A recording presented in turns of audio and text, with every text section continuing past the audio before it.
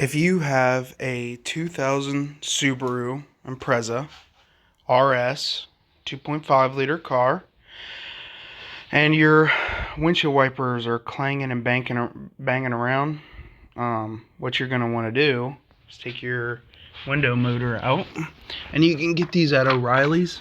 There's the part number right there, 49447, and there's like these little universal caps. And what you can do is you can apply it to this right here, and this is what fell off on mine.